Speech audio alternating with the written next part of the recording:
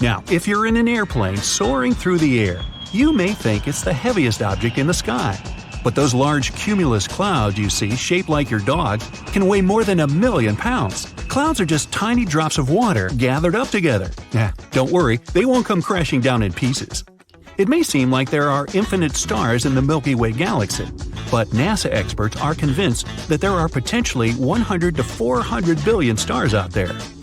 There are around 3 trillion trees in the world and about 400,000 plant species.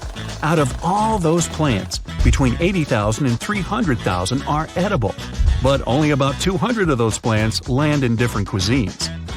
If you're standing in Alaska, you can expect Hawaii to inch its way to you ever so slowly. You might not feel it, but tectonic plates are always moving at the same rate as your fingernails are growing. Hawaii moves 3 inches every year because the Pacific Plate is always pushing northward. Bees buzz around with 4 wings instead of 2. The 2 wings you usually see become a single wing when they fly, but when they land and chill around, they unhook back to 4 wings. They even have an invisible chain network where they fly through to go from flower to flower. Bees can fly higher than Mount Everest, which is almost 30,000 feet high. Hurricanes can't rush across the equator because of something called the Coriolis effect, which is also responsible for many megastorms. Low pressures in the northern hemisphere rotate counterclockwise. In the southern hemisphere, it goes clockwise. So, if a hurricane swings by the equator, it won't be able to rotate.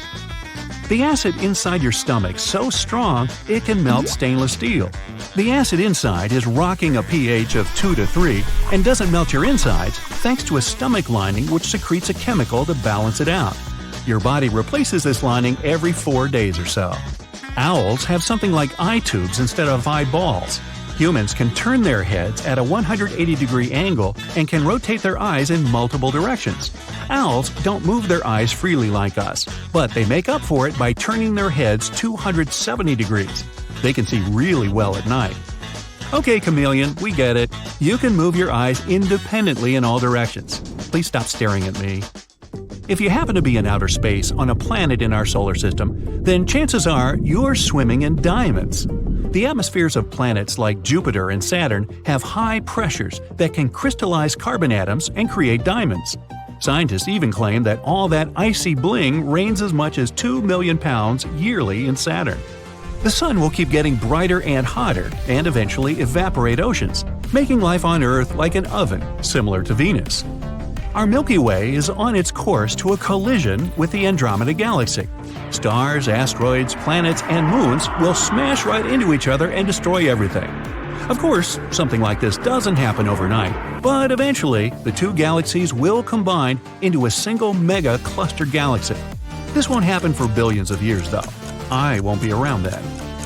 Slow lorises with their bugged eyes may be cute, but they're the only venomous primates in the animal kingdom. They get venom from a gland under their armpit before biting a predator. Unfortunately, their numbers are dwindling in the wild. Forests and jungles aren't the only ones responsible for producing the majority of the oxygen you breathe. It's the microscopic creatures called photoplankton that live in the upper layers of water, specifically the oceans. Like plants, they also use photosynthesis to turn sunlight into oxygen. There are so many of them that they contribute 50 to 85% of all the oxygen. Pluto was discovered in 1930, and until now hasn't even made a full rotation around the Sun. It takes Pluto 248 years to make a full orbit, which means Pluto will celebrate with fireworks and countdowns in the year 2178. There have been instances where snow was covering the sandy landscapes of the Sahara Desert, and it isn't even the largest desert on Earth. The winner in that category goes to the Antarctic polar desert. Instead of sand, it's made of frozen water. Even the Sahara receives more rainfall than the Antarctic desert. In 1933, the double eagle was a coin valued at $20. Only a few of these were released, but the trend never picked up, and so the coin was reclaimed. Some were kept, but most were destroyed. In 2002, someone bought one of these coins at an auction for $7.5 million, making it the most expensive coin ever sold at an auction. Kangaroos have a spring-like action on their legs, which makes them hop around. But it's impossible for them to do so without their tails, that act as a counterweight. These hoppers can bounce at a speed of around 15 miles per hour, and kangaroos can't hop backwards. Your favorite summer snack was invented by accident by an 11-year-old boy in 1905. Frank Epperson accidentally left soda powder and water with a wooden stick overnight and got frozen stiff. He called it the Ep cycle at first, but popsicle stuck around, and now they come in many awesome flavors. The biggest animal on Earth weighs as much as 33 elephants. Its tongue alone can be as heavy as one of those elephants. A blue whale's heart can weigh as much as a small car and needs to beat every 10 seconds. 3 big blue whales stacked head to fin are about the length of the Statue of Liberty. A human can even swim through their large veins with ease. The nano chameleon is the tiniest reptile to be discovered. In January 2021, scientists went on an expedition in northern Madagascar rainforests and found this little critter. It feeds on mites and other microscopic creatures and is a little more than half an inch long. Europa is one of Jupiter's many moons and is the closest thing scientists call our next potential home within our solar system. The surface is covered in ice, but it's believed there's an ocean underneath that could be teeming with microscopic living beings. If you're afraid of the dark, then the moon is probably no place for you. Shadows are darker on the moon than on Earth. On our blue planet, the atmosphere is able to scatter more sunlight, unlike on the moon. The people of ancient Greece and Rome used sticky spider webs as natural bandages for patients. The webbings have built-in natural chemicals that help with healing. Spider webs are so strong that 2 inches of wrapped spiderweb material can stop a plane when at landing speed. A study shows that tree shrews have a mutation in their system that makes them less sensitive to spices. They're the only known mammal, other than humans, to enjoy the flavors of mouth-burning chili foods. They did an experiment with a bunch of other mammals and found out that while the mammals avoided the spicy food, the tree shrews gobbled it down without thinking. Dolphins are one of the smartest creatures in the world, partly because they can sleep while being awake. When sleeping in the wild, their brains have to be partially on guard for any predators lurking in the water. When the heat rises in a fire, the air around it rushes to replace it, causing a spinning column to form. And that's how fire tornadoes or fire whirls are born. Octopuses may be rare to spot since they camouflage themselves so well, but they can lay more than 55,000 eggs. The mother will spend the next 6 months taking care of them, and once they hatch, they can be the size of a single rice grain. Next time you're cuddling with your cat, check out their back paws and count how many toes they have. There are 5 toes on each of their forepaws, but only 4 on their hindpaws. Scientists believe it helps them run faster or escape after plotting against you. Chow chows and some other dog breeds have bluish-purple tongues. Giraffes also have tongues of a similar color, except theirs are around 20 inches long. They use them for grabbing leaves from high branches.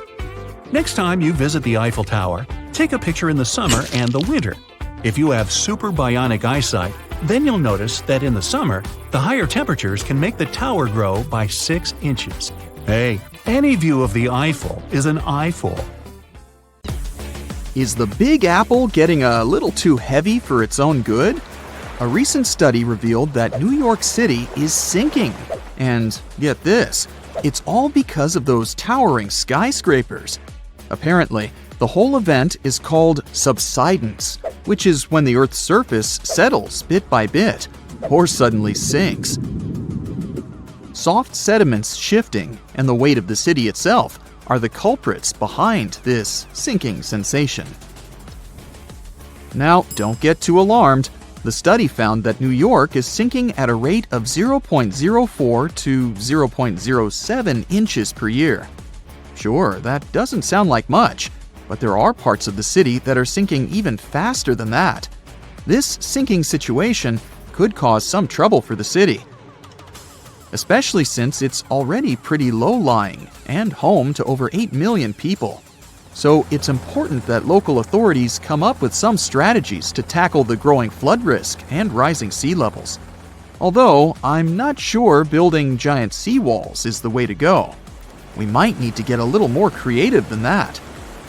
Geologists want to make sure we're all aware that building more high-rises near the coast, rivers, or lakes could contribute to future flood risks. So we really need to think twice before we start constructing skyscrapers left and right. In recent studies, scientists calculated the total mass of all the buildings in New York City, over 1 million of them, and it adds up to a whopping 1.68 trillion pounds. Talk about a heavy load. Now, they didn't include the weight of the roads, sidewalks, bridges, and other paved areas, so you can only imagine how much more weight is added to the city. But hey, even with these limitations, the researchers did a pretty good job of accounting for the complex geology beneath New York, including the sand, silt, clay deposits, and good old bedrock.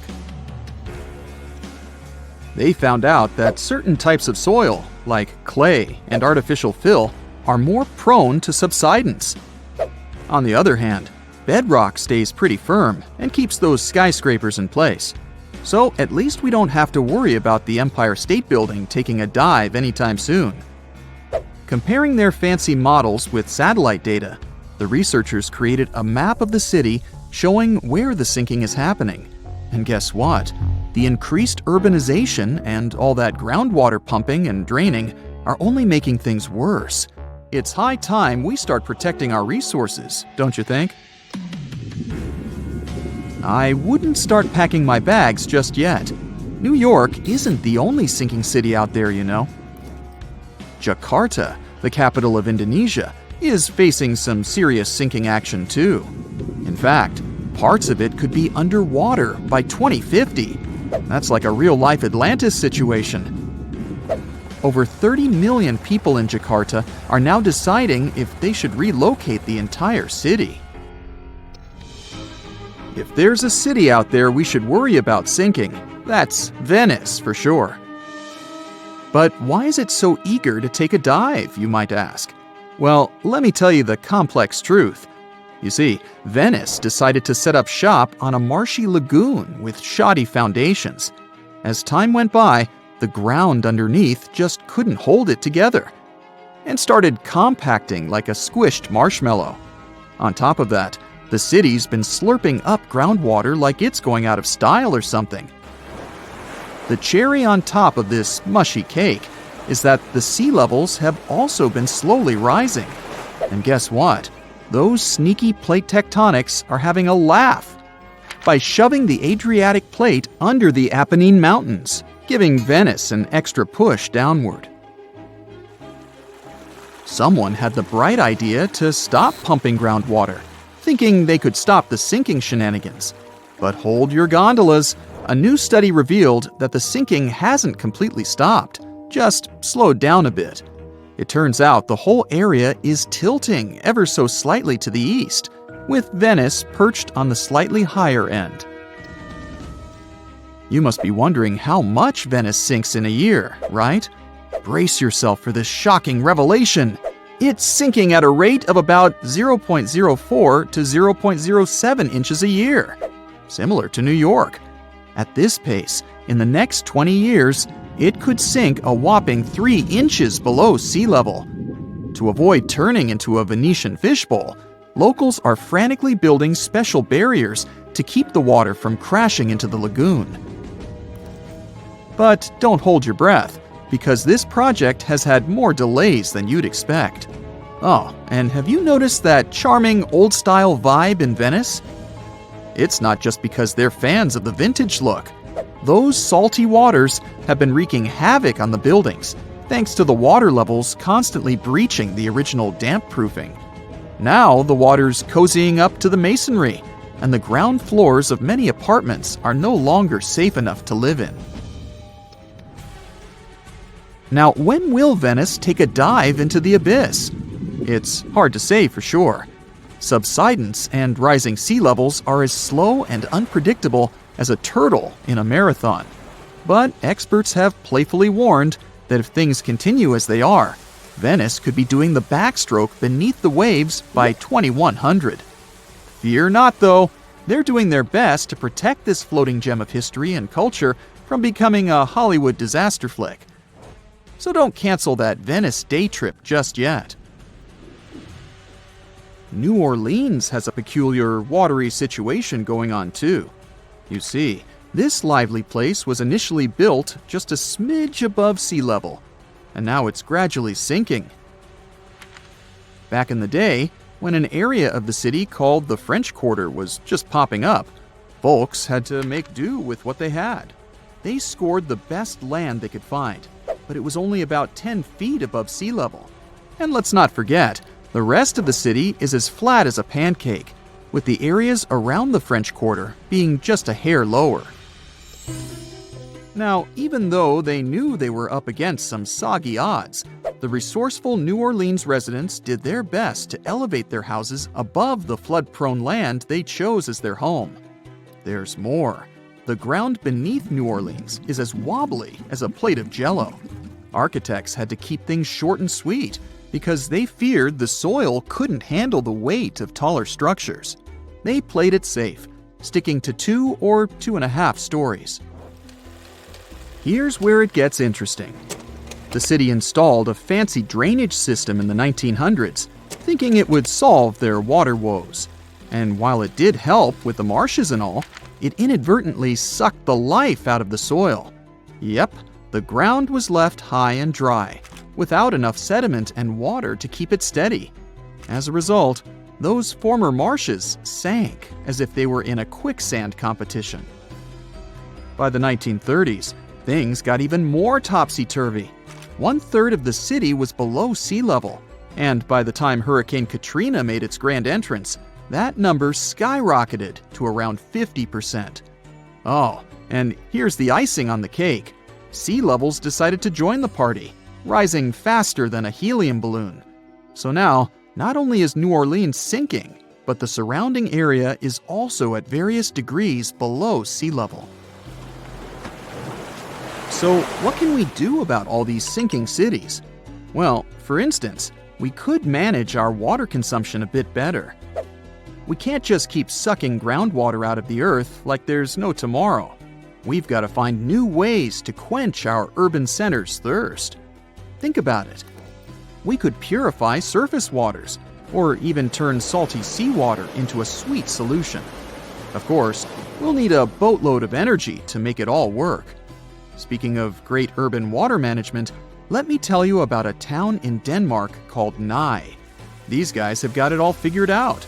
They collect rainwater and use it to supply their toilets and washing machines. Talk about resourcefulness. Now that's what I call a splash of genius. It's one of the most famous Instagrammable spots in the world.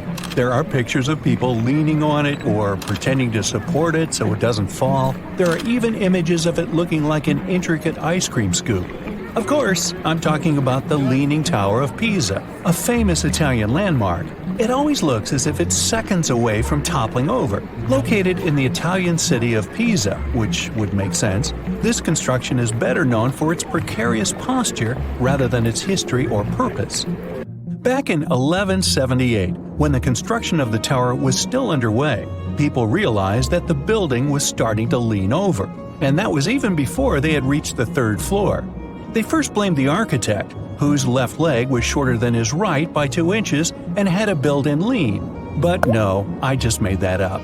They soon figured out that this was happening because of the soft soil beneath the tower. It soon became obvious that starting construction on top of soil made of clay, fine sand, and shells wasn't a promising idea. Centuries went by. Soon, people understood that the 180-foot-tall tower wasn't merely leaning, it was falling in slow-mo, and at an alarming rate of 0.08 of an inch per year. Now that may not sound like a lot, but multiply that by hundreds of years and, well, you can just look at the pictures. These days, the Leaning Tower is more than 16 feet off its perpendicular axis. It's not toppling over, only because its center of gravity continues to fall within the base of the structure. Plus, it's constantly monitored by local authorities. Now, since I've already got you excited for your next trip to Italy, you should know that the Leaning Tower of Pisa isn't the only crooked building in the country.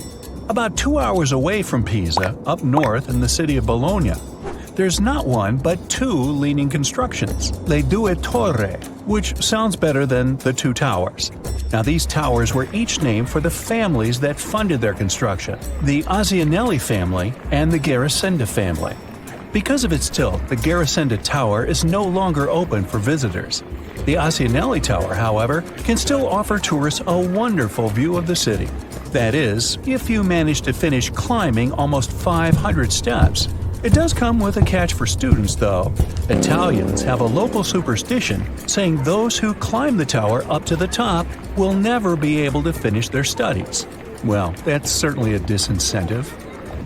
Now, Londoners have their own tilted tower, but it's probably not the one you may think about. Yup, it's the famous Big Ben or Elizabeth Tower. That's its official name, by the way. Big Ben is just the bell. Luckily, it's not leaning to one side as fast as other more impressively crooked buildings. It's currently tilting at a rate of 0.3 inches per year. This whole tilting thing is happening mostly because of several infrastructure projects, like the expansion of the London Underground or the construction of parking lots near this historic building. Locals are not that concerned, though. If the latest data is correct, it'll take Elizabeth Tower about 4,000 years to catch up with its Italian counterpart, the Tower of Pisa.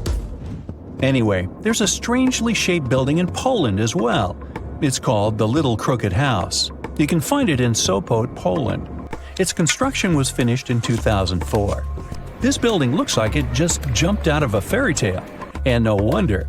The architects behind this project claimed they had been inspired by books illustrated by Jan Schanzer. This project has a lot of striking details. For example, warped walls, sandstone frame windows, and stone decorations. The building also features curved tinted glass windows and a concave roof. As a popular tourist attraction in Poland, the Little Crooked House currently has a lot of shops, offices, and restaurants. Now, you don't have to travel all the way to Europe to check out tilting buildings. The Millennium Tower, located in the city of San Francisco, is leaning, sinking, and sliding. Either they've signed the building up for dance classes, or there's something wrong with it, don't you think? The biggest issue with the Millennium Tower apparently has to do with the 60 to 90 foot long friction piles that support it.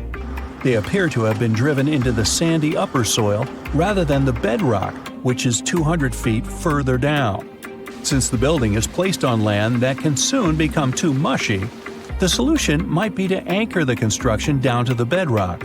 The current plan is to add a bunch of piles to help reduce the weight of the building's foundation. Surprisingly, in 2017, the inspection carried out by the local authorities confirmed that the building was still within safety requirements. There was some damage to the foundation and electrical system, though. But not all leaning structures are tilted as a result of an engineering mistake. The Capitol Gate Tower in Abu Dhabi, for example, is a 520-foot-tall skyscraper that leans almost 18 degrees to the west. It even made it to the Guinness World Records in 2010 as the world's furthest leaning human-made tower. The engineering effort spent on it is impressive, to say the least. The angle of the tower is evened out by the world's first pre-cambered core. That's a fancy way of saying that loads of concrete was mixed with steel, and 490 piles going nearly 100 feet into the soil were added to the construction. Another modern and inclined architectural design is that of the Tower of Montreal, part of the city's Olympic Stadium, which is currently the tallest leaning building. It's over 575 feet tall. The Gate of Europe in Madrid consists of a couple of impressive twin towers, 374 feet tall and inclined at about 15 degrees. Well, we're heading back to Europe to the City of Love. Before visiting Paris, don't forget to check out the Sinking House or Tilting House. Trust me, it's a place not a lot of people know about, and it's a great location for spectacular pictures. It's quite easy to miss out since this construction isn't actually leaning. But if you angle your camera correctly, this quirky optical illusion will make your viewers think that you just visited a house that is halfway swallowed by the ground it stands on. Whoa! When you're in Montmartre, next to Sacré-Cœur, you'll see some steps. On the right-hand side, there's an orange house. And here's the trick. Because this house is located behind a pretty steep hill, all you need to do is rotate your camera at about 45 degrees to get the desired effect. Or you can take an even easier route and just edit the photo after you've taken it. There are cities in the world that are sinking right at this moment, some of them at an alarming rate. Probably the most worrying is the city of Venice. But if you ask a Venetian whether their city is sinking, they'll say, less than the sea is rising. Well, you got me there, pal.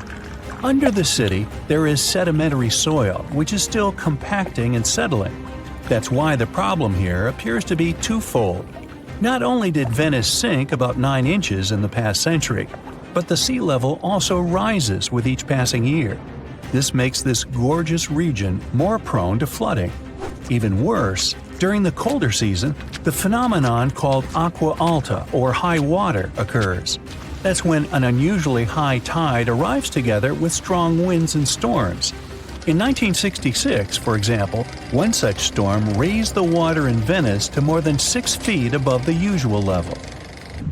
One of the fastest sinking cities in the world is Jakarta, the capital of Indonesia, which is also one of the world's most populated locations.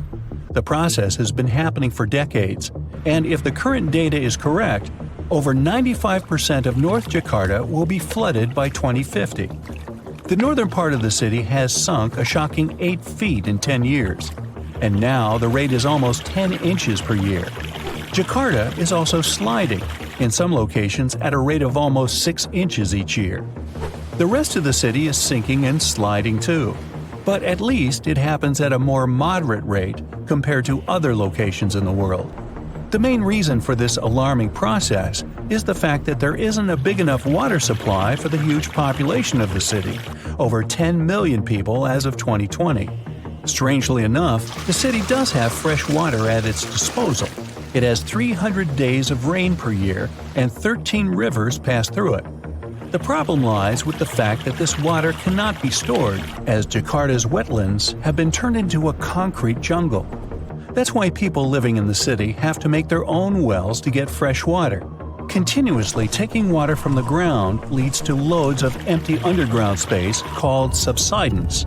This leaves the city suspended on almost hollow ground, and eventually it will sink.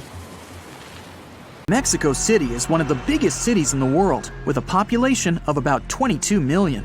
This is a megapolis, filled with cars, crowds of people, skyscrapers, beautiful buildings, and other attributes of big cities. That's why it's hard to believe that, right now, the city is slowly sinking into the ground. Mexico City was founded by the Aztec Indians in the early 14th century. At that time, it had a different name. The Aztec capital was surrounded by a large lake. Much later, the city was renamed Mexico City and turned into a huge metropolis. For centuries, people have been pumping water out of the area, but it doesn't help much. By the 19th century, people realized that some parts of the city were slowly sinking because of wet clay. At that time, it was happening so slowly that no one worried about it. But recent studies have shown that the process is accelerating. It's impossible to predict at what rate the city is going down, since it's built on a mixture of clay and volcanic soil. Because of this, the city sinks unevenly. In one area, several buildings can go underground in a matter of days. In another district, houses can stand for centuries without change. Soil collapse in particular streets can trigger a chain of earthquakes and landslides. Huge modern houses are at great risk. They're heavy and stand on wet clay that has never hardened. As a result, the clay falls deeper and deeper under the weight of such buildings, dragging along entire city sections. Some researchers are sure that the city could sink 65 feet in the next 150 years. This means that all 6-story buildings might end up underground. Skyscrapers will eventually sink too, and 1-story villas will disappear much earlier. Some densely populated areas in Mexico City are sinking by 20 inches per year. That is, every 3 to 4 years, each building goes down by the height of the average person. Outside the city, some places are built on even wetter soil. In 150 years, 10-story buildings will go underground there. People in Mexico City have invented a unique system for pumping and processing water. Unfortunately, there's no guarantee that this will help to prevent the city from sinking. Water has been in this soil for thousands of years. It's almost impossible to make the earth solid. One of the most reliable ways to save the city is to strengthen its foundation. This task will require a huge amount of concrete. But even this artificial hardening of the soil may not help. There's too much moisture deep underground, and all that concrete can simply sink even lower. This next town is also surrounded by water, but that's not because it's sinking. Small Geethorn is located in the Netherlands. This place has tons of canals. We can say this is Dutch Venice. There are so many river channels here that there are no roads at all. You can step out of your house and get to the bank of some stream or river in no time. People here travel by boats instead of cars. This is one of the main features of the town. You won't hear beeps or sirens. Locals claim that you won't actually hear anything louder than bird songs. And unlike on regular roads, there are no traffic jams in the canals. But even if the town didn't have its amazing water routes, it'd still be lovely. Beautiful cozy houses, small bridges, lots of plants, colorful flowers, and trees. Then there's the island of Burano in the Venetian lagoon. It's filled with canals just like Venice, but this place has one difference. In the past, thick fog regularly descended on the city. It made visibility very low, and the residents of the place often confused their own homes with others. The buildings were too similar to one another in architecture. That's why locals decided to paint their houses in bright colors to recognize them even in thick fog. According to this legend, that's why all the buildings in Burano are painted in different colors. You can see bright pink, yellow, green, turquoise, and other hues here. Every 2 years, locals renew the paint to maintain the beauty of the city. If you buy a house here, you will have to get a special permit for painting it, and the color will be chosen according to a special system developed many centuries ago. Our next town is one of the most unusual in the world. You're in cold Alaska, heading to Whittier. A long tunnel is the only entrance to this place. As soon as you go through it, you find yourself in a strange place. It's very cold here. Strong winds are blowing, and it's snowing heavily. The streets are empty. You don't see any locals. It seems the town is abandoned, but then you notice a wide 14-story building. You go inside and see all the residents are there. Whittier's population is about 220 people, and they all live in one building. In addition to residential apartments, inside you can find stores, a police station, a library, and a cafe. Imagine going to your office a couple of floors beneath your home, and the store is just next door. There's a post office on the first floor, next to the entrance. But the coolest thing is the view from the windows. You can see the incredible beauty of the snow-covered mountains. You aren't likely to notice the next small town if you don't know what you're looking for. Everything, houses, cafes, a post office, and other buildings, is all underground. You can only see pipes pouring out smoke protruding from the ground. Welcome to Coober Pedy, Australia. In addition to the pipes, there are warning signs everywhere. They inform you about inconspicuous holes you can fall into. Go inside, and around you, you'll see soil instead of the regular walls and wallpaper. But this isn't the only unique feature of this place. Most of the opals you can buy from all over the world are mined in this city. In 1915, opals were first found in the soil there. Since then, people have been coming here to search for these precious stones. There are no mining companies here because you can't determine the presence of opals by exploratory drilling. To find an opal, you simply need to dig and look around. People come here, rent some land, and build houses right in the ground. Let's finish our journey not in a city, but in the village of Kuldara in India. It's not easy to get there. It's not a really hard-to-reach place, but not every local will agree to drive you there. You may have to pay twice the price to the driver. And even in this case, they won't bring you exactly to the place. They'll stop nearby and tell you how to get to your destination. Kuldara village is abandoned. There are only ruins and old buildings. This place looks like an ancient city that has been recently excavated from the ground by archaeologists. The first buildings here were constructed around the 13th century. The city consisted of many small villages that were united into communities. Locals were engaged in agriculture. Also, there were valuable gypsum rocks and minerals in this region. The place flourished for several centuries in the past. But in 1825, everything changed. One night, the residents quickly got their stuff and left their homes. Overnight, Kuldara became abandoned. The most interesting thing is that no one knows why it happened. According to one theory, the village's water reserves decreased. But it doesn't seem likely that this could force the residents to flee their homes in the middle of the night. The most popular version says the local ruler collected huge taxes from this small place. Then, he fell in love with the village chief's daughter. The ruler threatened he would start collecting even more taxes if the girl refused to marry him. He gave her 1 day to make the decision. The locals decided to support the girl and her father, so they left their homes in one night. Many people think this village hides a mystery. It attracts many tourists. They believe the residents of the village had cursed this place before they left, so that no one could live there. The locals are afraid of this area, and so they try to avoid it. The lost city of Atlantis may have actually been found. No, really. Two researchers were working in the waters off the coast of Cuba when they discovered the ruins of what looked like an ancient submerged city. That happened about 20 years ago, and yet no one really talks about it today. It's like the authorities just took the research, locked it away in some top-secret room, and decided no one else should know about it. But why? Well, I'm going to tell you. Back in 2001, Paulina Zalitsky, a marine engineer, and her husband, Paul Weinswig, were hired to explore the waters off Cuba's western coast.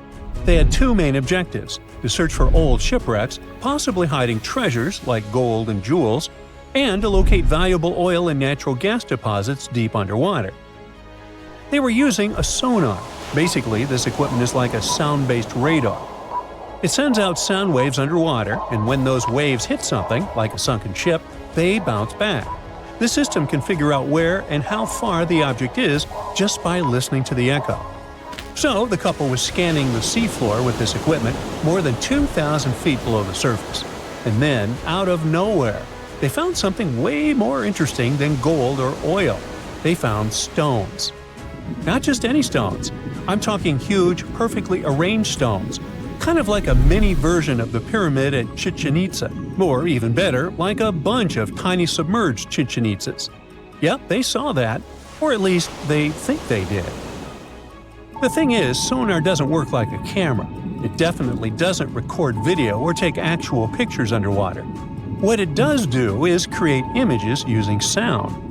And those images are usually just outlines or shapes, kind of like a blurry black and white sketch. It shows you where things are, but not exactly what they look like. And that's exactly what happened back then. The equipment started producing images of these perfectly organized stone structures, and it really looked like some kind of urban development. I mean, the site was just too organized, too symmetrical to be just random rocks. But it sounded too good to be true. I mean, this discovery could totally change everything we know about ancient civilizations on the American continent. So the scientists decided it would be too irresponsible to announce anything without finding more evidence first. And that's why they decided to go back to that same spot. This time they sent down an underwater remotely operated vehicle to actually see what was going on beneath the sea. See? This robot was basically an underwater cameraman. And yep, it confirmed it. There was definitely something strange down there. It looked like an ancient city made of huge, smooth blocks of granite. These rocks were about 8 feet by 10 feet. Some were in pyramid shapes, others were circular. Some seemed to be deliberately cut and then stacked on top of each other, while others appeared isolated from the rest. Together, they looked like they were forming corridors and outlines of rooms. It was like finding large buildings in the middle of an underwater desert. These images were enough for Zalitsky to seal the deal. Back then, she confirmed that this amazing structure, her words, could have been a large urban center. Again, her words. Then the couple started to speculate. They said that these structures were probably built more than 6,000 years ago, which would make them older than the Great Pyramids of Egypt. It's even older than the famous Maya, the civilization that used to live in the Americas and is known for their ancient and advanced temples. The research also suggested that these structures might belong to a civilization that lived on the American continent thousands of years ago, and that we didn't even know about. This supposed civilization once thrived on a 100-mile land bridge connecting Cuba to Mexico's Yucatan Peninsula. But then, something catastrophic happened. According to their theory, the Earth's faults shifted beneath the surface, leading to a massive earthquake. Then, in the blink of an eye, the entire bridge was destroyed. The land was swallowed up by the sea and ended up at the bottom of the ocean, and this civilization disappeared. Of course, all the connections to the famous Atlantis myth got the media totally hooked on the story. News websites ran headlines like "Lost City of the Caribbean Found" and "Atlantis Found in Cuba." So, could that really be Atlantis? I mean, did they finally find the remains of this supposedly super advanced and lost civilization? Well, it's hard to say. From the start, part of the scientific community wasn't buying into the story too much. First, there's the issue of the date. Saying that this civilization existed at this spot at least 6,000 years ago just wasn't very credible. Then, some European archaeologists argued that the stones they found using sonar might just be natural limestone, not perfectly sculpted granite. And third, it was too deep. Even with the whole theory of earth faults opening up and swallowing everything, it's still hard to explain how an entire city ended up so deep in the ocean. For comparison, there is Heraklion, a real ancient Egyptian port city that got submerged. Today, it is only about 19 feet underwater. But this so-called Atlantis city is at depths between 2,000 and 2,460 feet. See how that's totally different, right? People think it would have taken around 50,000 years for such stone structures to sink to the depth where they are said to be found. And according to experts, none of the known civilizations from that long ago had the ability to build such structures. But for Zalitsky, yes, it was possible. She still believed in the fault theory to explain how this land ended up at the bottom of the ocean so fast. Big movements of the Earth's tectonic plates are usually followed by things like volcanoes and earthquakes. So, according to her, it's a powerful event, and the island sinking could have happened really quickly. This earthquake theory could also explain why some of the megaliths on the seafloor look organized while others don't. But to really prove any of this, they needed a specially designed robot to go down there again and take samples of the rocks and sediment. That way, they could figure out how old the rocks were and maybe even find signs of human life, like carvings, sculptures, or artifacts. The problem is, drilling into those structures isn't easy. They look like granite, and drilling granite that deep underwater is seriously tough. And more than anything, they needed money to do it, a lot of it. So maybe they just never got the funding. Because even with all that initial hype, no further explorations or studies were ever reported. And that lack of follow-up sparked a lot of speculation. Some people even wondered if the story got shut down on purpose, like maybe the authorities wanted to keep something top secret.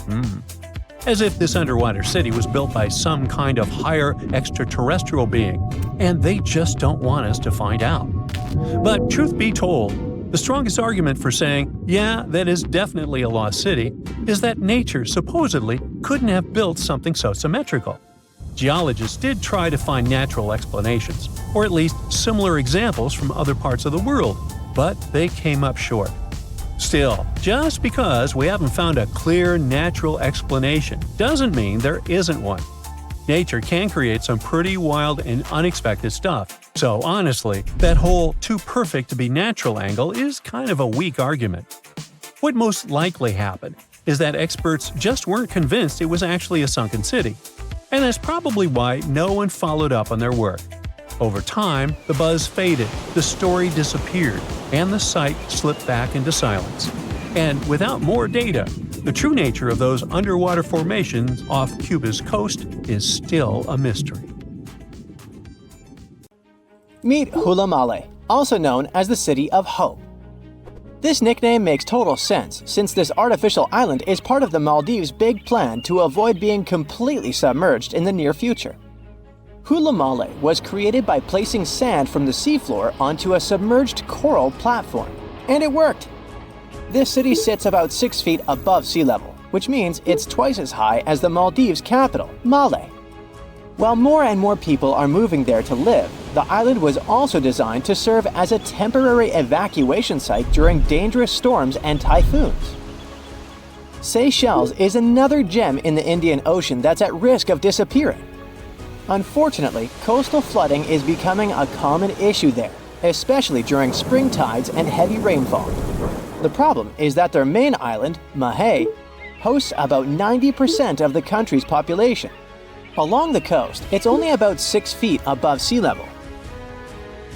Fiji is the third tropical paradise on our list, and it's also a top pick for travelers. But this nation is in a tough spot, since it's located right in the middle of the Pacific Ocean, where huge storms can really turn things into chaos. Take Cyclone Winston. It hit Fiji back in 2016 and ended up costing them over $1 billion in damage. So one thing they're doing to protect themselves is planting mangroves along the coast and preserving the ones that already exist. These trees are awesome since they help reduce wind speed during cyclone emergencies and also combat erosion by trapping sediments. Egypt might be in trouble too. I mean, it's not like the whole country is going to be underwater, and we'll only see the tips of the pyramids in a few years. But things could really change for them, as coastal cities are facing a serious risk. Take Alexandria, for instance. 45% of its population already lives below sea level. If the city is flooded, not only will everyone have to move, but Egypt in general will suffer a major impact on its fish production. In Europe, one of the most at-risk populations is in the Netherlands, where about half the people live in areas below sea level. In the future, planning a romantic gesture with tulips for your girlfriend could become an impossible mission. The Netherlands is responsible for 2/3 of the world's tulip production. So if fields are taken over by saltwater, it's game over for the blooms. But the good news is that the Dutch have centuries of experience dealing with water, so knowing how to work with storm barriers and seawalls can prevent them from a doomsday scenario. The risks of rising sea levels probably aren't higher anywhere else than here in Tuvalu. This island chain, located halfway between Australia and Hawaii, could be the first state to become uninhabitable. Its stunning land is only about 9 feet above sea level. And just by looking at it on the map, you can see how narrow it is. In fact, the narrowest part in Fongafale is only about 65 feet wide. So even before higher tides become a real problem, the country's limited farmland could be flooded with saltwater. The next country on our list is the Philippines. This archipelago in Southeast Asia boasts some of the most stunning scenery, but it faces the risk of flooding for 2 reasons. First, due to rising sea levels, and second, because of crazy, unpredictable weather. Since 1990, events like cyclones, earthquakes, and tsunamis have cost the country over $20 billion. Have you ever heard of Vanuatu? This chain of islands, spread out between Australia and Fiji, could be flooded soon. Vanuatu was one of the first Pacific nations to relocate an entire community to a safer spot. Back in 2005, residents living in risky coastal areas of the northern island of Tegua moved to higher ground. Next up, the Marshall Islands, a country located in the Central Pacific. Studies show that 40% of the buildings in the capital city, Majuro, could end up underwater in the future. But this country isn't throwing in the towel just yet. They've got a game plan. They are fortifying the infrastructures of their low-lying airport, relocating key buildings to higher ground, and putting up seawalls on rural islands. Heading south, we've got Nauru. This is actually one of the smallest countries in the world, covering just 8.1 square miles. Today, it's home to 10,000 people, but it's on the brink of becoming uninhabitable. Water levels are rising about 3 times faster there than the global average. The Buada Lagoon sparks special concern since it's the only surface freshwater resource, and it's located only 16 feet above sea level. Our next stop in the Pacific Ocean is the Republic of Palau. Rising sea levels are no joke for them either, but protecting their crops, especially taro, is a priority at this moment. About halfway between Hawaii and New Zealand lies Samoa, and this country is dealing with a unique situation. Not only is the volume of water increasing there, but their land is also sinking. You see, a couple of strong earthquakes and tsunamis hit Samoa back in 2009. So as the crust bounces back to its original position, the overall land surface is actually going down. Because of this, their housing and main infrastructure could take a serious hit, especially since all their airports are along the coast. Let's head to Kiribati. This Pacific nation has a big problem with frequent flooding because most of its people and infrastructure are near the coast. Apart from the volcanic island of Banaba, none of Kiribati's land is more than 6.5 feet above the ocean. To tackle this situation and keep their population safe, they had this big idea of making a massive floating platform, kind of like the ones oil companies have. But the problem is that it would cost them a fortune, as the project is estimated to be around $2 billion. If visiting Vietnam is on your bucket list, you better hurry up. The top 10 things to do there mostly involve cruising to jaw-dropping spots like down to Ha Long Bay, also known as the Descending Dragons Bay. But by 2050, the surrounding land over there might be underwater. Another huge problem Vietnam is facing is that the main rice fields are getting salty. And if you're into Vietnamese food, you know how important rice is for them. Right now, they're especially concerned about the Mekong Delta region being vulnerable.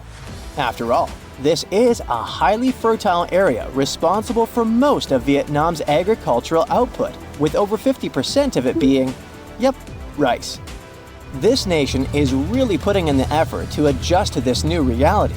They're flushing the rice fields in the Mekong Delta with fresh water to get rid of the saltiness. Our next stop is in the Caribbean Sea. Grenada is an island country, but you may know it as the Island of Spice since its tropical climate is just perfect for cultivating things like nutmeg, cinnamon, cloves, and ginger. Unfortunately, Grenada and its incredible fertile soil also face an uncertain future of being submerged. Let's talk about the last country on our list, the Solomon Islands. 5 islands in this archipelago have already vanished beneath the waves, and 6 others are submerged by 20%. They include the Nusa Evili Island, which was once a hotspot to go to for a picnic in the early 2000s. Even though the situation is complicated, it's important to note that more than 300 of the islands there are inhabited. One thing about the Solomon Islands is that it seems like they're always in some kind of recovery mode, since the country often gets hit by tropical cyclones and flash floods. Their population is already working hard to save their homes from the rising seas by building stone walls along the coast, planting mangroves, and constructing houses in higher areas. Check out the cool map of New Orleans, USA. See those bold gray lines around the city? Those are levees keeping the city safe from the red flood coming in from Lake Maurepas, Lake Salvador, and Little Lake. Without those levees, New Orleans would be in big trouble with rising sea levels. Even with the levees, the damage looks pretty bad. The Biloxi and Jean Lafitte Wildlife Preserve look like they're almost underwater on the map. New Orleans is not the only city in the US that's at risk of going underwater. The city of Savannah is located right in the middle of Hurricane Central. But even without Mother Nature's fury, the place is facing some serious sea level rise. The Savannah River to the north and the Ogeechee River to the south might both overflow into the surrounding marshland. And that's not even the worst part. By 2050, there may be massive floods every year that will make history books look boring. Sorry to break it to you, but Miami is on the line too. The Sunshine State is shelling out around $4 billion to stop things from getting worse, especially in Miami Beach, a hotspot for tourists. As of now, over 1,200 houses are at risk of flooding. The Big Apple is also getting hit with more and more crazy floods. In November 2021, they even had their first ever flash flood emergency. But still, the city is not ready for it at all. Even the Statue of Liberty, one of the most famous spots in NYC, got messed up in Hurricane Sandy. Now with sea levels rising, Lady Liberty is in danger once again. Tabasco, Mexico is no stranger to flooding, thanks to its coastal location on the Gulf of Mexico. This low, flat state is covered in wetlands and forests and already deals with seasonal floods. But with sea levels rising, it could eventually be completely taken over by water. This would put at risk some seriously important things, like the Mayan ruins of Malpasito and Comacalco and Tabasco sauce. The sauce comes from Louisiana. Jokes aside, it's not just Tabasco. Parts of the Yucatan Peninsula and Baja California are also at risk from rising sea levels. Panama City is also in trouble. Apparently, the super trendy Casco Viejo and the swanky Costa del Este hood might get submerged in 2050, when Pedro Arias de Avila first founded it. Fun fact, it was the first European settlement on the Pacific coast. The 17th and 18th century forts on the Caribbean side are also in danger. According to Climate Central, they might get washed away by rising sea levels. Even UNESCO has had them on its risk list since 2012. Some more sad news. The Bahamas is going to be hit hard by rising sea levels. I mean, Hurricane Dorian was already a huge bummer in 2019. And now, they're saying most of Grand Bahama, Nassau, Abaco, and Spanish Wells could go underwater by 2050 due to various reasons. Amsterdam. The Netherlands is one of the Low Countries for a reason. The city and its buddies Rotterdam and Den Haag sit low and close to the North Sea. You gotta hand it to the Dutch though. They know how to handle the water and keep it at bay with high-tech flood defenses. With sea levels constantly on the rise, it looks like their impressive system of dikes, dams, barriers, levees, and floodgates is gonna get even more crucial in the future. Still, despite all the effort, some experts are afraid that the Venice of the North might go underwater by 2030. Well, this one is not something you would expect, but still. Venice is sinking by 2 millimeters every year, and the sea levels are rising. This means that the city is getting flooded more often, and it's only going to get worse because of climate change. Just like New Orleans, Venice has a flood defense system, but as the crisis gets worse, it's going to be harder and more expensive to keep it going. Even worse, beautiful St. Mark's Basilica has already been hit hard by flooding. They tried to introduce a flood barrier system, but even that didn't work out perfectly. In 2020, the flood barrier was not used and St. Mark's Square got majorly damaged. Looks like even when we try to prevent the effects of climate change, things don't always go according to plan. In London, rising sea levels are causing more flooding along the Thames estuary, and it's not looking good. Areas along the River Thames are especially at risk, putting iconic buildings like the Tower of London and the House of Parliament, as well as cultural hotspots like the Tate Modern and Shakespeare's Globe in jeopardy. And the British Museum? It has so much precious stuff, even Gollum would be jealous. We just can't let it go underwater. During your next Euro trip, make sure to add Bruges in Belgium to your list. Chances are you won't see it if you skip it this time. The thing is, it's also in danger of getting flooded. Bruges is now a UNESCO World Heritage Site, so we really hope they can protect it from any potential floods. Plus, it has a lot of nice local specialties we don't want to lose. You may not know it, but Andalusia in Spain is home to Western Europe's oldest city, Cadiz. It's been around for over 3,000 years thanks to the Phoenicians. But unfortunately, climate change is putting it at risk.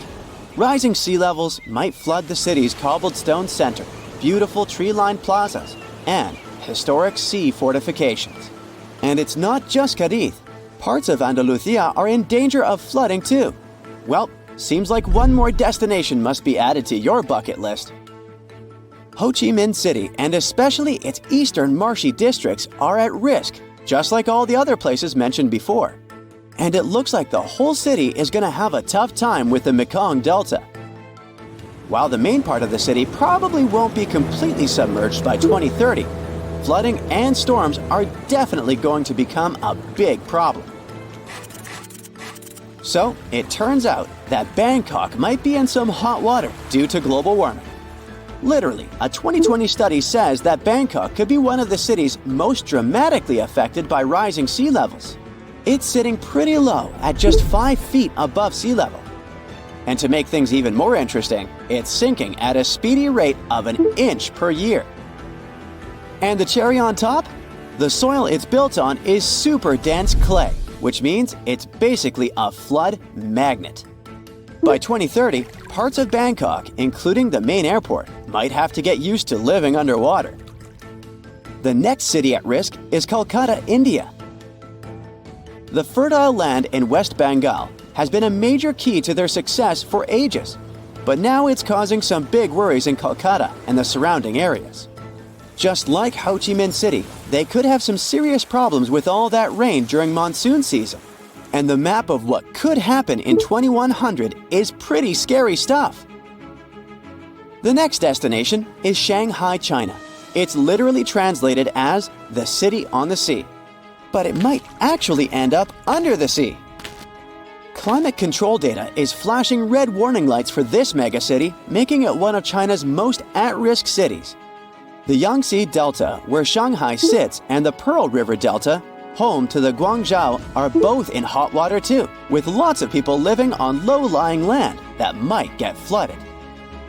The Maldives, a luxurious group of islands, already get flooded every year. Experts think they might lose 80 or even more % of their islands in the next 30 years. The Maldivian authorities aren't taking any chances though. They're already making plans to buy land in other countries, just in case they need to relocate the whole population.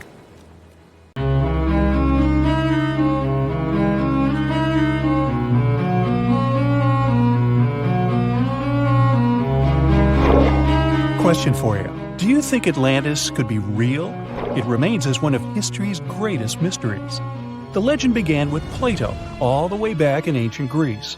The tale of a civilization that formed and prospered before our own. Atlantis was supposedly a highly technological society, much like the Mayans. But, as the legend says, due to the people's greed, they were punished by a flood that destroyed and submerged their cities. Different theories try to guess Atlantis' location. Some say it was in the Mediterranean Sea. Some say it's beneath the Bermuda Triangle. But, as science has shown us, Atlantis may be only an allegory for humankind. Today, you'll discover several amazing underwater cities that you have never heard of. They existed indeed and are not just a myth. We're taking you on an excursion to the underwater city of Baia, which is on the coast of Italy. Known as the Las Vegas of the Roman Empire, Baia was a resort city. The Roman elite traveled there for recreation. Imagine an open-air spa. That was Baia. You can visit the submerged town by scuba diving and get close to that perfectly preserved, magnificent Roman sculpture, a true underwater wonder. You can spot the crumbled temples and buildings through glass-bottom boats. This is a moss-covered museum in Claudio's Nymphaeum. To your left, you can see a collection of classical Greek statues. Swimming down the Via Herculeana, you'll arrive at Villa Aprotio. Villas are Italian-style houses, and here you can admire their original marble floors. Notice the black and white patterns and the astounding shapes they make. Next, you'll arrive at Portus Julius. Can you see the collapsing wall structures at the bottom of the seafloor? You'll see well-preserved columns and limestone floors. Behold the ruins of the thermal baths of Lacus. The remaining multicolored mosaics are something great to see.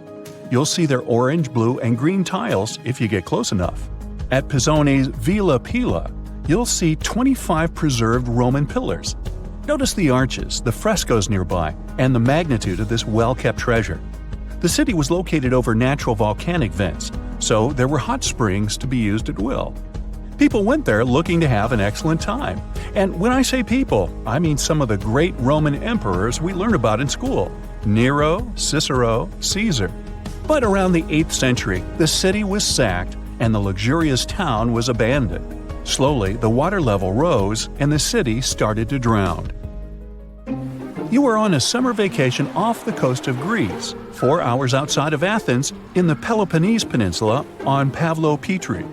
You dust off your snorkel and head for a free dive on a bright sunny day. Sometime into the dive, you start noticing patterns on the seabed. 13 feet below the surface, the outline of familiar objects starts to appear, one by one. As you continue swimming, what looks like the outline of an entire city emerges before your eyes. You wonder, how could water have taken the whole city? Rocks are perfectly aligned into what appears to be the foundation of a building. Nicholas Fleming, a British oceanographer on vacation in Greece, was the person that discovered Pavlo Petri. He was documenting the seafloor artifacts. The team found the site filled with pots, storage vessels, and tools.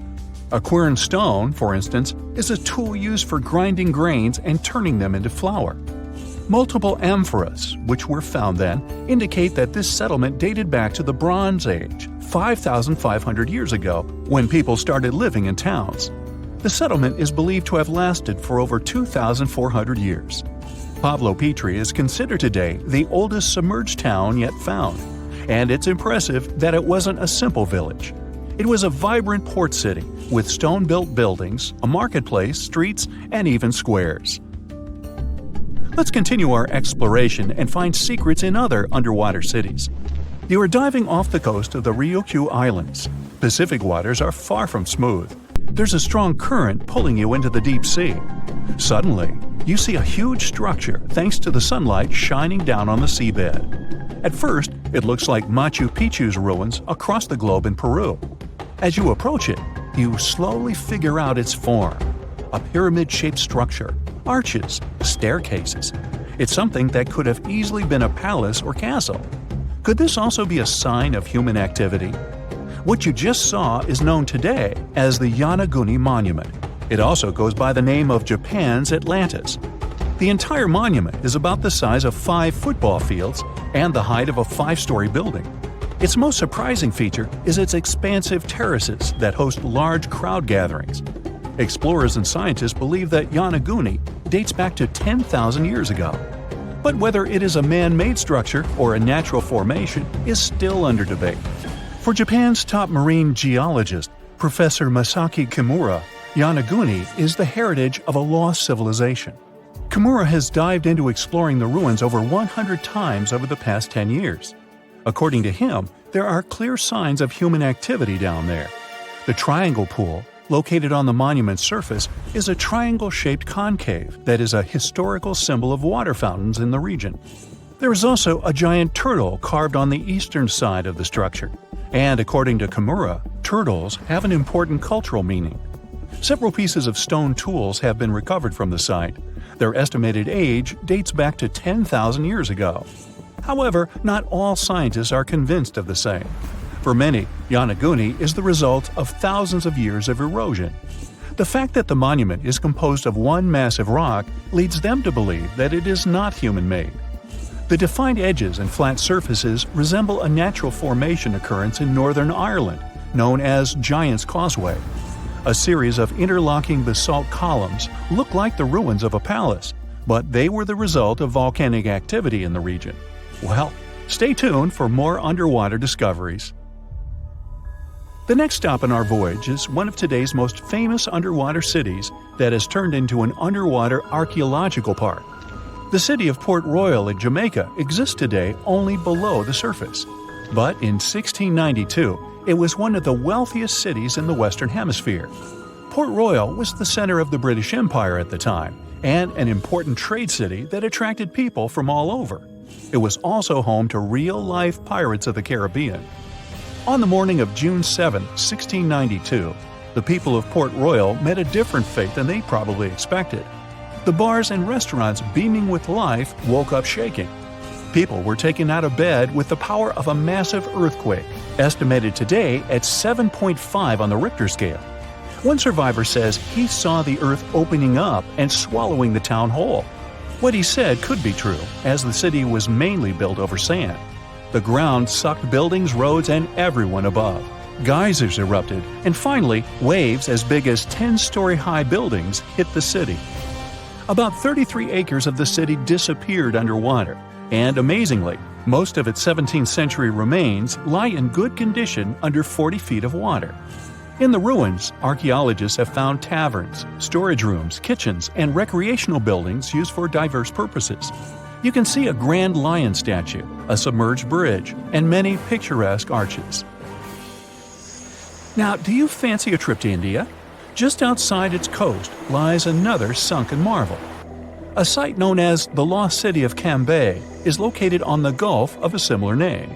It remained hidden until 2001, when the National Institute of Ocean Technology did a routine water assessment.